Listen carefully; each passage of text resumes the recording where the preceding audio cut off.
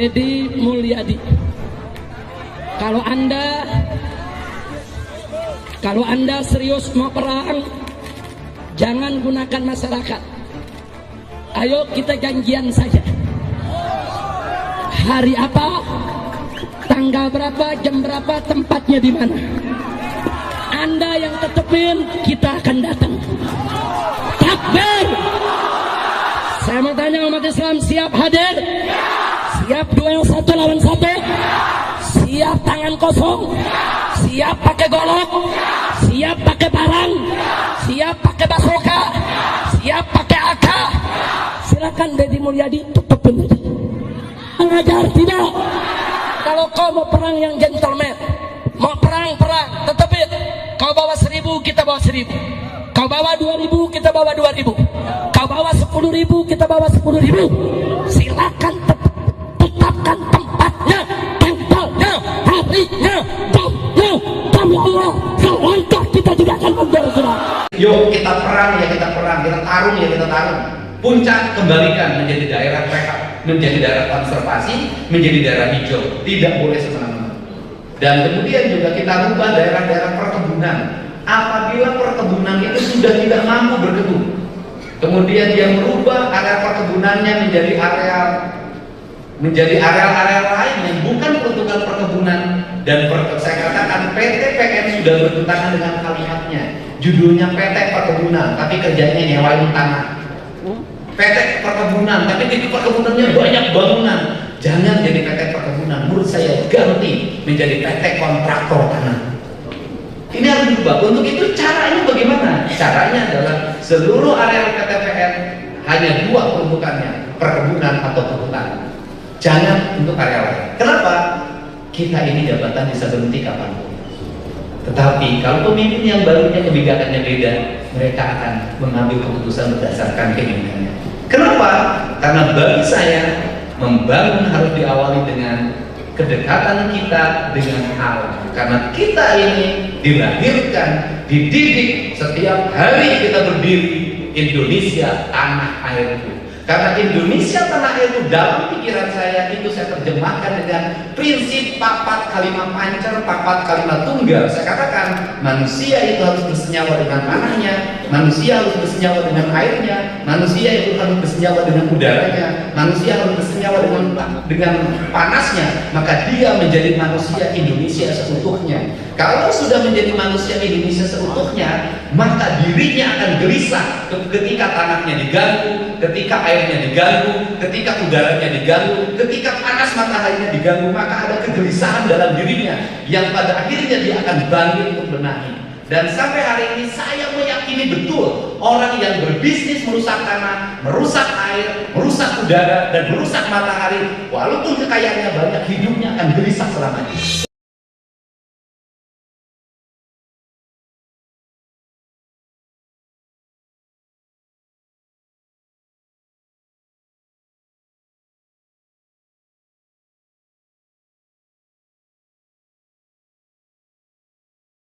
Ini prinsip dasar tentang manusia Indonesia. Dan doktrin ini diajarkan dalam prinsip dasar doktrin Siliwangi. Doktrin Siliwangi mengajarkan tentang manusia itu harus nyiliwangi. Karena nyiliwangi maka dia tiada tapi ada. Maka ada dan tiadanya dalam kasih sayang, dedehan, ulasan, kasihan. Maka dikenallah dalam prinsip panca tunggal. Pembangunan harus melahirkan manusia yang cager, bager, bener, pinter, singkat. Jadi filosofi dasar pembangunan saya lihat para bupati wali kota nanti saya ajarin, gak usah nyari jauh-jauh, cari di leluhur kita. Kitabnya ada, ajarannya ada. Dan yakinilah para pemimpin yang memimpin kampungnya kembali pada ajaran leluhurnya, maka dia akan diaping, dicari, dijaga jendiri. Ini keyakinan saya. Bicaranya tidak lagi kuat. Saya tanya ke sekda, saya nggak pernah rapat. Tiap malam sekda mengeluarkan 3 surat edaran.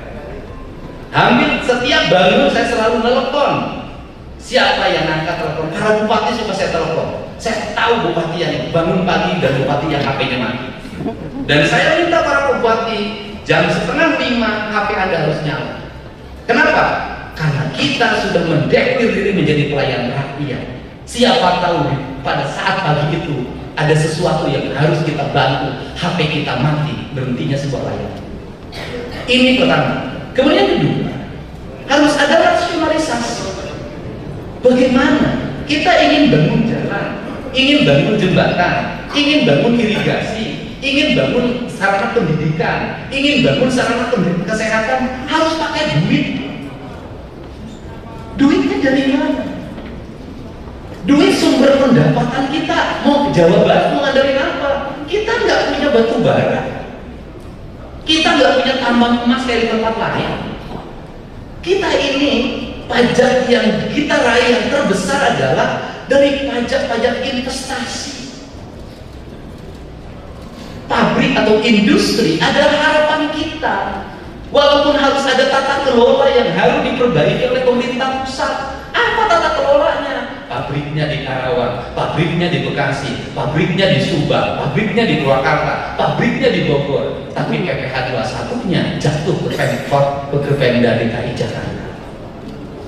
Itu kan harus diperbaiki tata kelola. Kenapa? Karena kantor pajak menghitungnya dari kantor pusatnya. Baunya di sini, dapat duitnya Jakarta. Ini harus diperbaiki.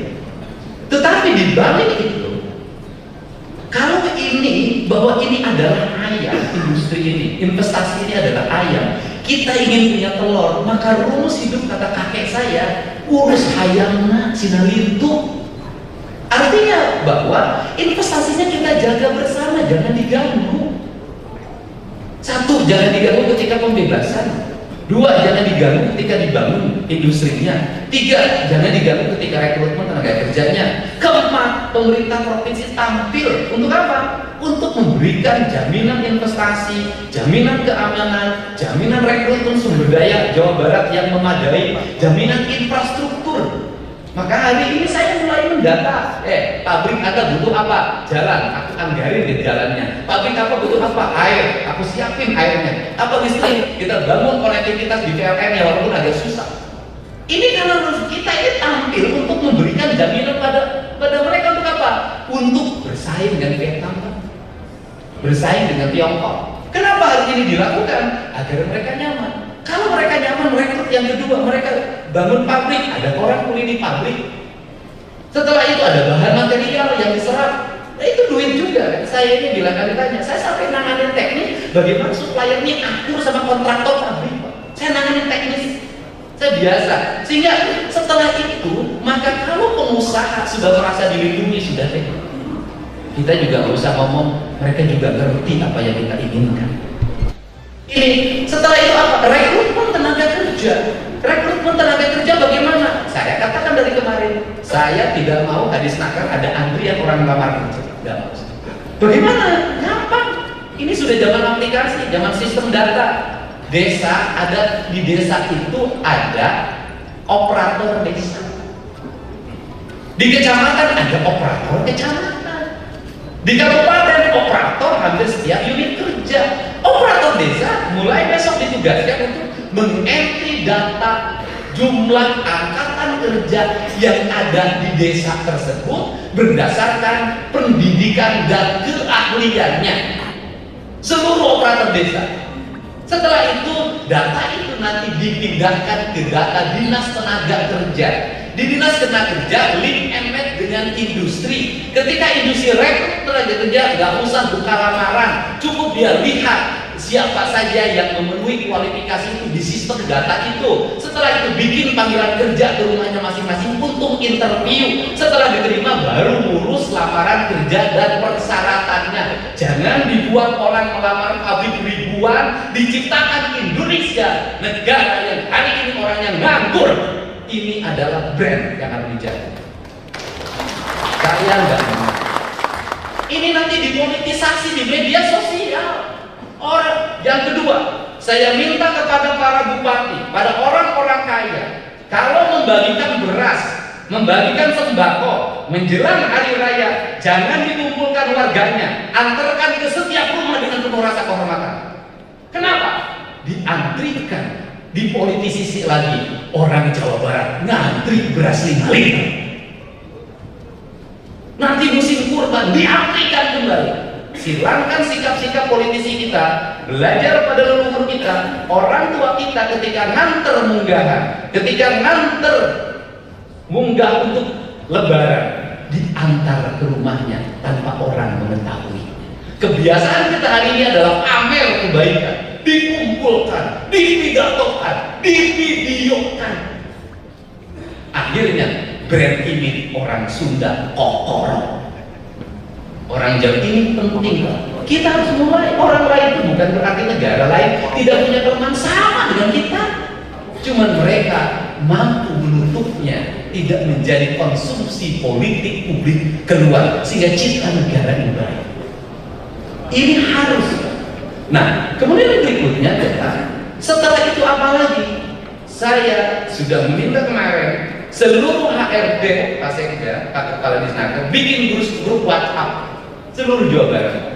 Tiap kabupaten kota bikin grup WhatsApp. Kalau ada keluhan, ada orang ngaku LSM, ngaku ormas, ngaku Karang Taruna, ngaku apapun, datang ke perusahaan yang menghadapi jalan mereka, pemerintah yang turun menghadapi. Kenapa? Mereka lemah. Untuk apa? Jaminan ketenangan. Menjelang Idul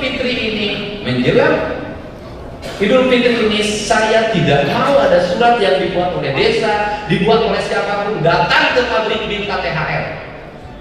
Kenapa? Perusahaan sudah bayar pajak, jangan dipajakin lagi. Yang kedua, saya katakan kita ini malu sebagai penyelenggara negara.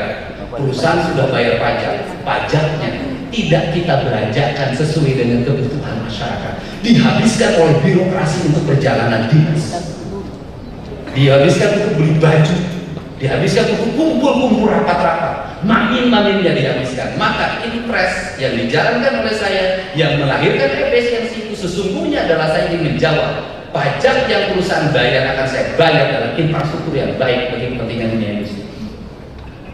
Kemudian yang berikutnya adalah para bupati, wali kota, gubernur harus jujur pada rakyat.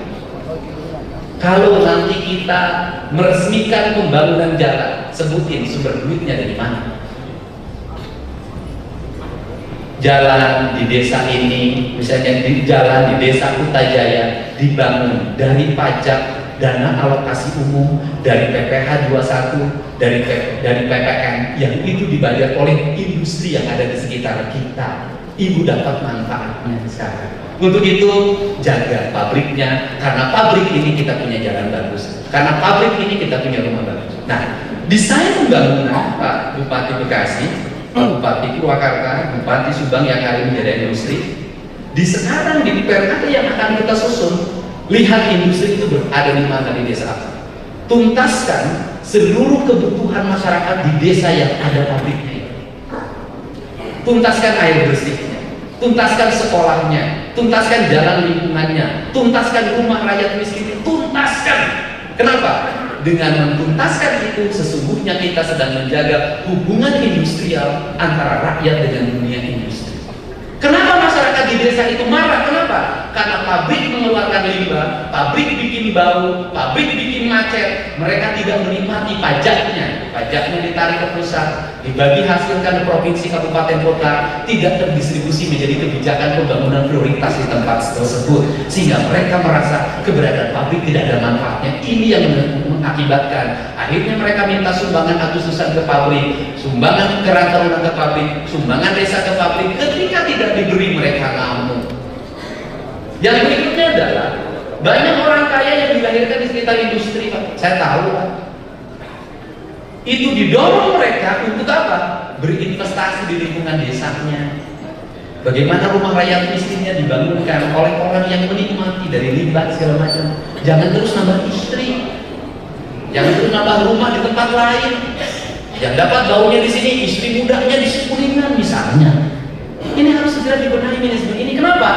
Ingat, kalau dunia industri ini kolap, orang kaya jadi miskin, pemerintah kehilangan sumber pendapatan, ekonomi mati.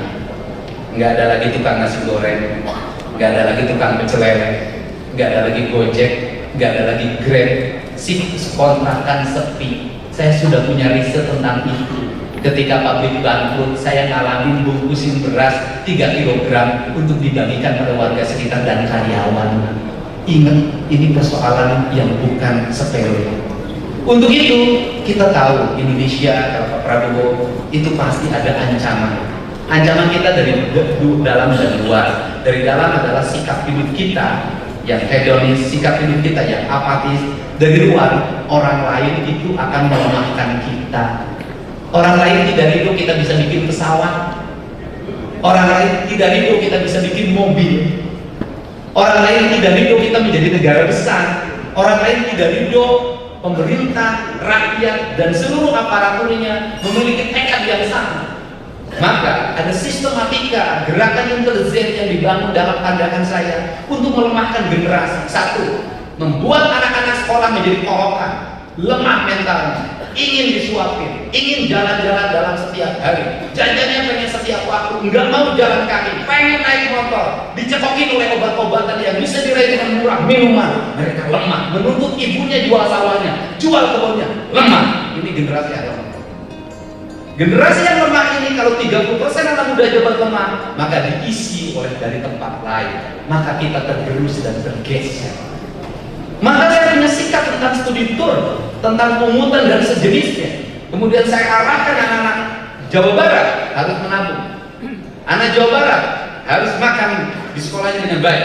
Anak Jawa Barat harus bangun pagi. Anak Jawa Barat harus jalan kaki. Nanti saya akan buat aturan sekolah. Kalau sekolahnya nyaman, aman, berjalan kaki jarak 1 kilometernya masih bisa berjalan kaki, maka dia harus berjalan kaki. Dan tidak ada kata kompromi ibu dan bapaknya nungguin depan sekolah. Saya tidak mau. Tutup pagar, jaga oleh satpam. Indonesia yang sekolah anaknya nungguin dari pagi sampai sore ibunya. Lemah, anak di Jepang jalan kaki. Anak Indonesia diantar pakai motor, ibunya dari pagi sampai sore nungguin anaknya. Setelah itu berkumpul dengan ibu-ibunya, mengintervensi kelasnya, bertengkar, halus-halus baju, halus-halus motor, panas-panas, minjem bang emok di rumah. Ini siklus. Jadi saya kalau hanya disuruh dipilih jadi gubernur, hanya nyusun anggaran kecil, hanya bangun jalan saya sanggup 2 tahun selesai. Tapi yang paling berat adalah saya ingin merubah sumber daya manusia orang Jawa Barat. Saya ingin ketika dengar Indramayu, orang hormat Indramayu pun. Dengar Karawang, hormat Karawang hebat. Dengar Bandung, Bandung hebat. Saya ingin begitu. Pengen orang Jawa Barat dihormati dan disegani oleh tempat saya. Dan seluruhnya itu adalah harus tersinergi. Maka ini MOU bukan MOU bohong, bahwa nanti ada operasi yang dilakukan namanya Operasi Jabar Manunggal. Operasi itu kan kalau kita lirik budaya segala macam seperti itu kan. Operasi ini berlangsung selama setahun dengan pembiayaan dibiayai oleh Provinsi Jawa Barat. Operasi ada anggarannya. Nanti kabupaten kota juga sama membuat alokasinya. Oh maaf Pak, harga keamanan itu murah Pak dibanding rasa nyaman. Negara perang, istri cantik gak ada artinya. Lebih baik tidak punya istri di negara perang. Silahkan lo pergi ke Gaza, silahkan pergi ke Ukraina. Di Ukraina banyak yang cantik, gak ada manfaat. Keamanan itu penting. Kapan keamanan penting? Ketika Anda kerampokan, merasa penting. Ketika kampungnya tawuran, merasa penting. Ketika kampungnya genting, merasa penting. Kalau dalam keadaan aman, keamanan tidak akan merasa penting. Sekarang saya ingin dalam setiap malam itu ada patroli gabungan helikopter keliling mobil. BBM-nya Pemprov akan menyiapkan BBM-nya. Perlu mobil tambahan untuk keliling. Pemprov akan membeli mobil untuk keamanan daerah. Gak apa-apa, gubernur nggak usah bikin mobil semua. Nah, ini kemudian sampai taktis operasional biaya uang sakunya kita akan nyiapkan. Tetapi ini harus terintegrasi dengan kabupaten kota. Karena kalau ditanggung provinsi saja berat. Membangun sumber daya manusia Jawa Barat. Saya serius. Saya tahun ajaran baru Pemprov Jabar akan mewajibkan kurikulum wajib militer masuk di sekolah-sekolah. Setiap sekolah SMK dan SMK di Jawa Barat dan Madrasah Aliyah ada pembinanya 1 anggota TNI dan 1 anggota Polri. Kalau sekolah itu tawuran, berarti anggota TNI dan Polri-nya salah pilih.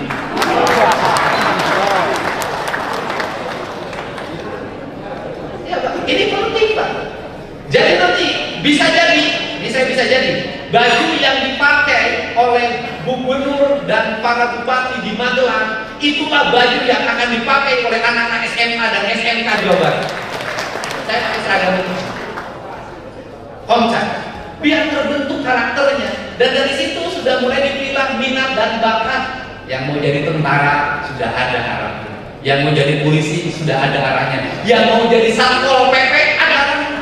Penting Pak, kenapa? Rekrutmen satpol PP sembarangan, tidak dilatih, udah tukang nongkrong, jadi satpol PP langsung dibariskan, begitu maju. Harus. Nah, kan pada akhirnya kalau kejaksaan, kepolisian, tentara menjadi satu sistem, nanti kita rumusin pelanggaran-pelanggaran Pak. Kalau sudah ada jaksanya, tindakannya apa, sidang di tempat apa, kita rumusin itu semuanya dengan baik. Kenapa? Kita ingin mencapai sebuah tujuan, masyarakat Jawa Barat yang bermahrifat, refleks, dan pada akhirnya semua orang maju pada satu tujuan bahwa kita harus menciptakan negeri ini aman, nyaman, dan damai. Inilah orientasi-orientasi yang dibuat dalam sistem yang akan saya kembangkan. Kemudian nanti terintegrasi dengan pertanian, terintegrasi dengan peternakan, terintegrasi dengan kelautan. Nanti saya punya sistem seluruh rumusan-rumusan kurikulum itu yang pada akhirnya saya meyakini betul asal satu, pemimpinnya harus siap dihujat. Dan saya dari dulu selalu mengambil keputusan jadi pemimpin bukan untuk dipuji, tapi jadi pemimpin bisa jadi untuk dicaci maki. Kenapa? Saya berikan ibarat. Seorang ayah yang memanjakan anaknya sejak kecil pasti dipuji terus oleh anak. Pengen ini dibelikan, pengen ini dibelikan, pengen ini dibelikan. Tapi suatu saat anaknya menjadi anak yang lemah karena disuapin terus. Dan pada saat dewasa itu anaknya akan menyalahkan bapak. Kenapa? Bapak dulu salah mendidik saya. Tapi anaknya sejak kecil dididik mandiri, belajar nyuci, belajar nyetrika, suruh lari, bangun pagi, bersihin rumah, suruh baca. Kalau tidak mau baca kakinya dimasukin ke ember, saya alamin. Kalau saya tidak mau baca, bapak saya ngambil ember, muka saya dimasukin begini, harus baca. Kemudian waktu itu saya marah sama bapak saya paling galak di antara sekampung saya. Hari ini saya menguji, kalau dulu bapak tidak melakukan itu pada saya, tidak akan ada diri yang seperti hari ini. Kita lebih baik menjadi pemimpin yang dicaci maki, tapi kemudian dikenang. Saya pernah melakukan itu di Purwakarta. Saat memimpin, saya bupati yang di demo setiap hari, dikafirin, dimusyrikin, tiada hari tanpa demo. Saya pernah di demo selama setahun tidak pernah berhenti, minggu pun di demo. Hari ini orang Purwakarta kemarin mencari saya, ingin pemimpin yang meneruskan kepemimpinan saya, walaupun badan pas-pasan, di badan pas-pasan, karena itu dianggap representasi Deddy Mulyadi, akhirnya dipilih juga. Kebetulan itu bukti. Itu saja, saya mohon bantuan para Kapolsek, para Kapolres, para Danramil, Pak Dandim, semuanya se-Jawa Barat. Insya Allah kita ingin sama-sama mengabdi, berbakti dan bekerja untuk kepentingan masyarakat Jawa Barat. Insya Allah namanya Indonesia tanah air, Indonesia tumpah darahku. Saya lebih memilih disinilah aku berdiri. Kalau Indonesia Raya kan di sanalah aku berdiri. Aku memilih disinilah aku berdiri, karena kalau di sanalah aku berdiri berarti saya lagi di Hong Kong. Karena saya tinggal di sini, maka disinilah berdiri. Mudah-mudahan kita ingin wujudkan cita-cita proklamasi kemerdekaan Republik Indonesia bisa terwujud, dan kita ingin mewujudkan. Kita memulai dari Jawa Barat. Jawa Barat adalah pelopor perubahan bagi Indonesia maju. Jawa Barat istimewa. Hatur nuhun. Assalamualaikum warahmatullahi wabarakatuh. Sampurasun. Jawa Barat. Jawa Barat. Jawa Barat. Baik, bismillahirrahmanirrahim. Assalamualaikum warahmatullahi wabarakatuh.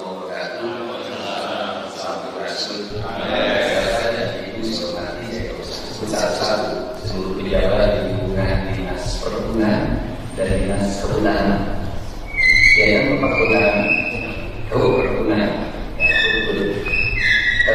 Kita paham bahwa hari ini mulai terasa bencana yang luar biasa. Daerah-daerah yang semestinya tidak banjir hari ini banjir. Puncak yang dulu itu menjadi daerah yang sesungguhnya dibuat oleh pemerintah kolonial Belanda itu sebagai daerah sabuk yang mengikat gunung yang mengikat itu ide yang kemudian kenapa dibuat perkebunan agar masyarakat tidak menjaga hutan sehingga mereka bisa bekerja di sektor perkebunan. Nah, hari ini itu kan sudah berubah, sudah bahkan pemerintah provinsi sendiri dengan apa? Dengan membuat area bisnis wisata yang dikelola oleh anak perusahaan jasa. Artinya bahwa kita sendiri yang memegang otoritas yang seharusnya dari regulasi justru memberikan contoh buruk bagi pengelolaan lingkungan di Jawa Barat. Nah, bukan hanya Puncak, Ciwidey juga sama, Pangalengan juga sama, Ciampel juga sama. Nah, PTPN saya tahu dia tidak punya kemampuan untuk melakukan pengelolaan perkebunan. Karena bisa jadi yang mengelola PTPN ini bukan orang-orang perkebunan, bukan orang yang ngerti bisnis perkebunan dan bukan orang yang punya kecintaan perkebunan. Akhirnya perkebunan mengalami alih fungsi. Ada perkebunan yang dikelola untuk pertambangan, ada perkebunan yang dikelola untuk pengembangan pariwisata dengan mengembangkan bangunan-bangunan di puncak gunung, bukan lagi bangunan penyangga di pinggiran. Dan saya paham bahwa seluruh regulasi itu lahir karena keterdesakan kebutuhan-kebutuhan ekonomi untuk memenuhi kas usaha, untuk membayar gaji pegawai, bisa jadi untuk memenuhi utang perusahaan. Tetapi itu menimbulkan bencana baru. Artinya ada dua hal di situ yang terjadi. Yang pertama, kita tidak punya manajemen pengelolaan perkebunan dengan baik. Kalau kita sendiri kita ini tinggalnya di gedung Pakuan. Gedung Pakuan itu Belanda bangun dari mana sih? Kan ada perkebunan. Seluruh jalan di Bandung dan bangunan-bangunan peninggalan kolonial yang bagus-bagus itu sampai gedung sate hasil dari mana? Dari perkebunan. Pertanyaannya adalah kenapa sih dulu Belanda mengelola perkebunan bisa melahirkan pendapatan bagi sektor perkebunan, membangun kota, menambah desa, membangun jaringan irigasi, membangun jaringan jalan, membangun jaringan listrik, membangun jaringan kereta api yang sedemikian rupa pada zaman itu sudah menjadi zaman yang maju. Pada zaman itu, masyarakat kita zaman itu baru kenal menganggur, masyarakat kita mungkin baru kenal pacul. Masyarakat kita baru kenal roda untuk ngangkut bambu yang dibuat dari kain yang ditarik oleh sapi. Belanda itu sudah mengenalkan teknologi perkereta-apian, teknologi otomotif, kemudian teknologi bangunan dan seluruh bangunan dan infrastruktur yang dia bangun zaman kolonial itu semuanya dikerjakan oleh orang Indonesia. Cuman yang mengelolanya orang Belanda. Disebutlah waktu itu Rodi. Tapi hari ini berkembang lagi sebuah wacana yang mengemuka di media sosial. Saya baca sesungguhnya Belanda membayar orang bekerja, tetapi uang bayarannya ditilep oleh para bupati pada saat itu. Saya nggak tahu bagaimana sekarang.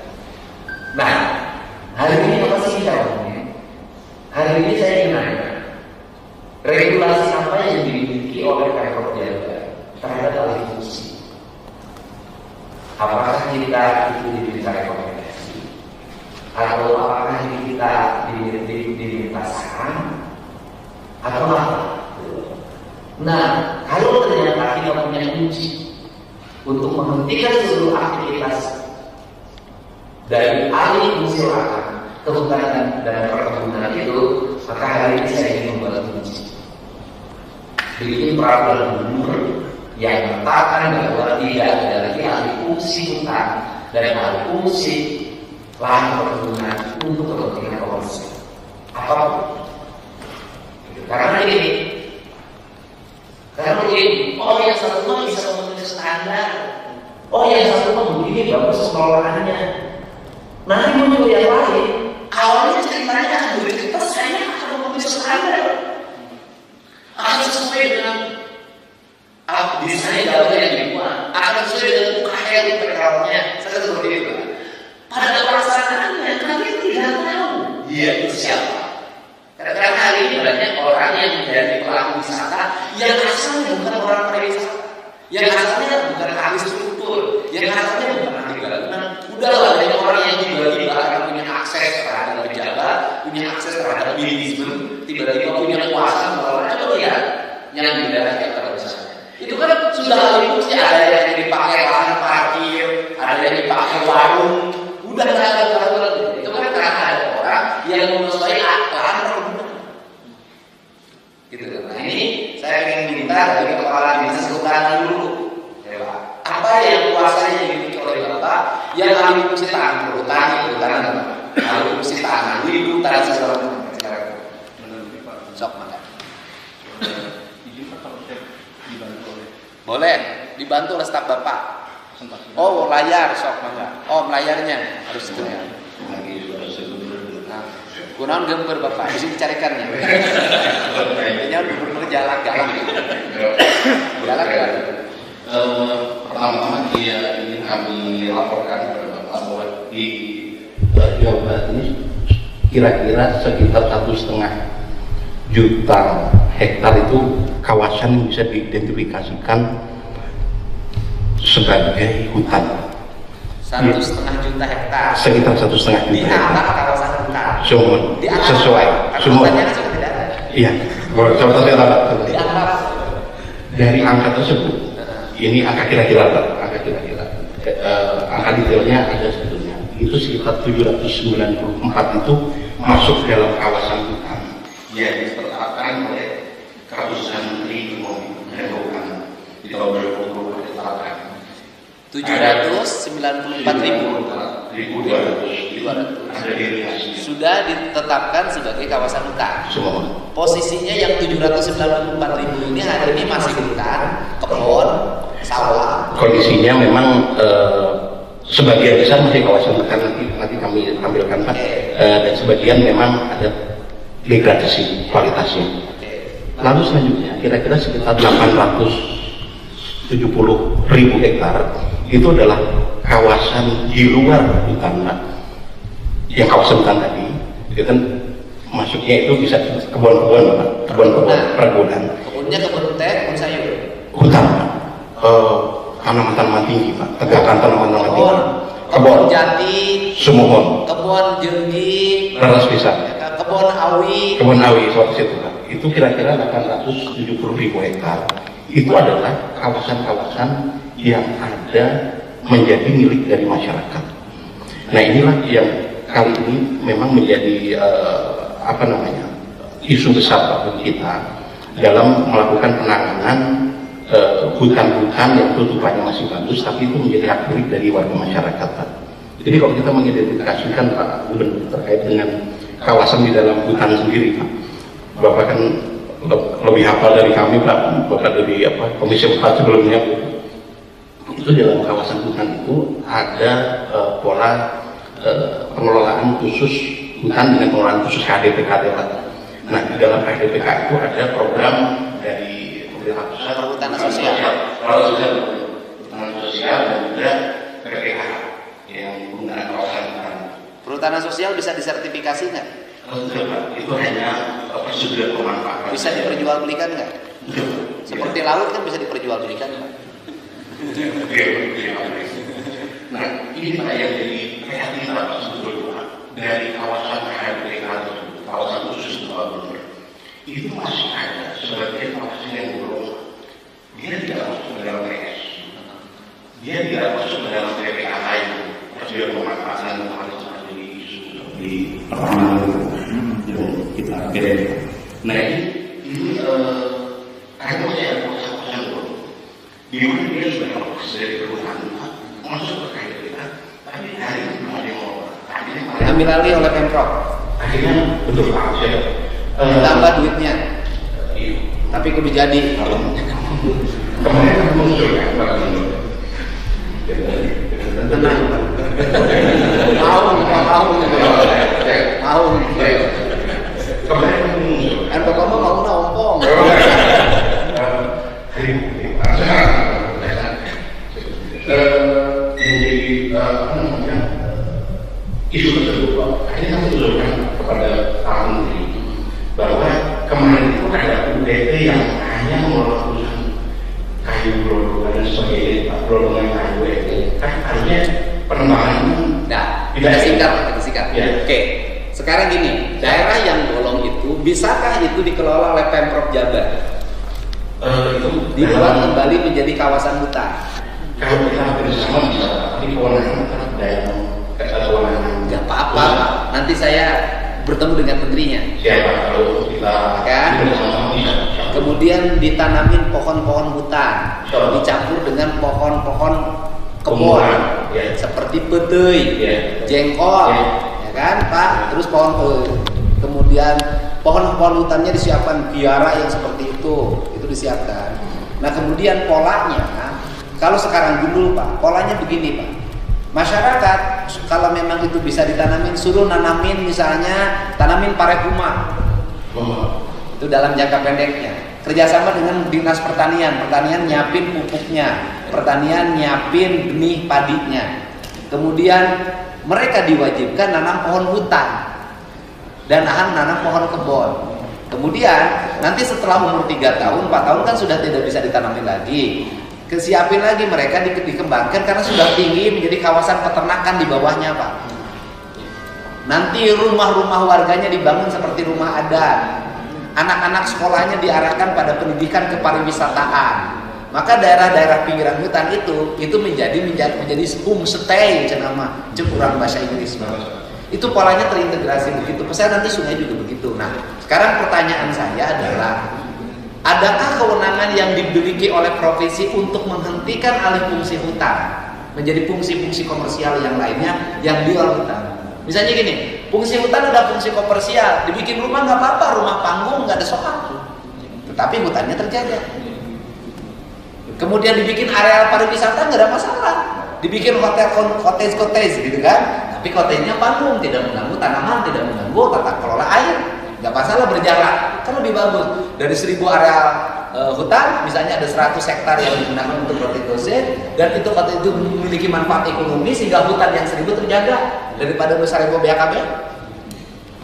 Buat pola itu, bisa nggak? Baik. Tong gemper. Oh. Ayo kita dulu. Jadi Pak, yang terkait dengan kawasan hutan tadi Pak, memang kita mempunyai satu filter.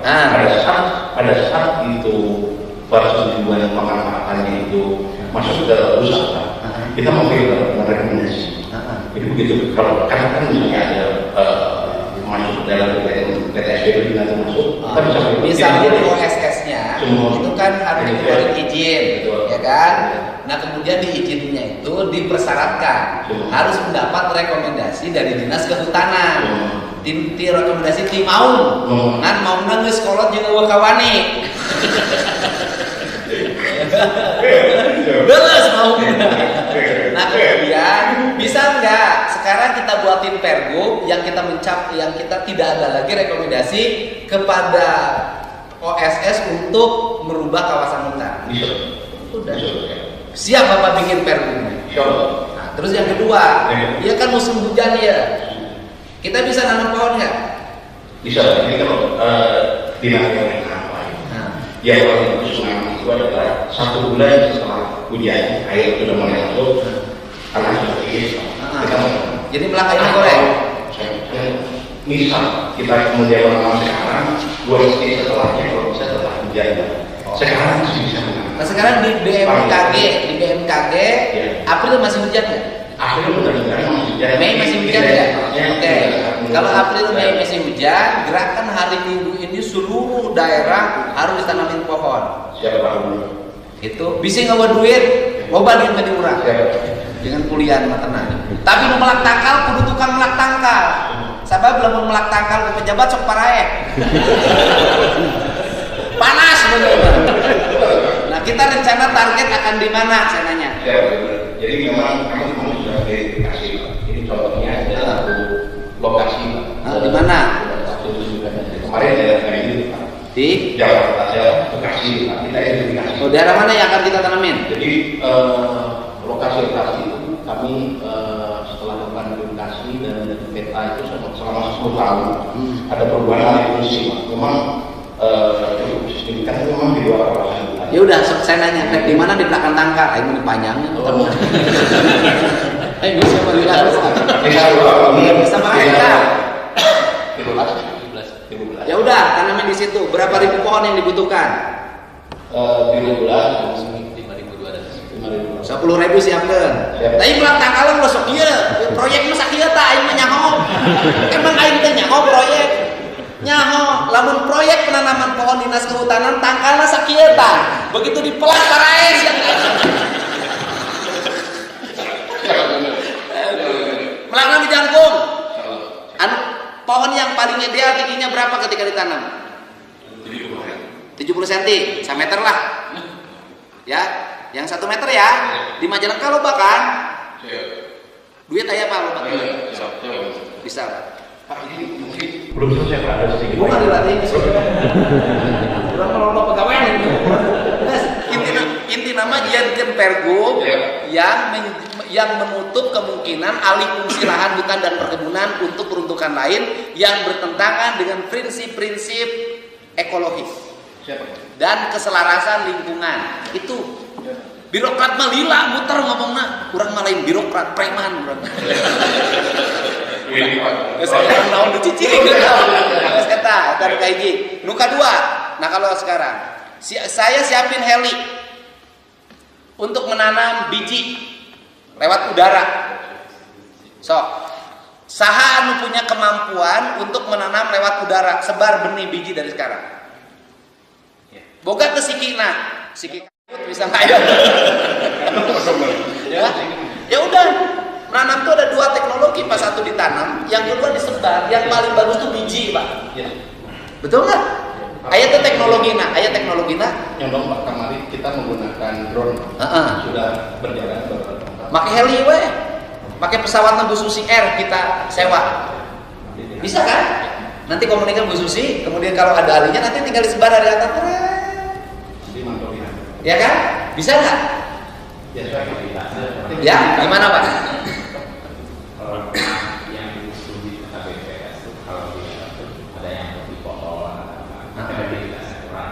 Terus yang bagus,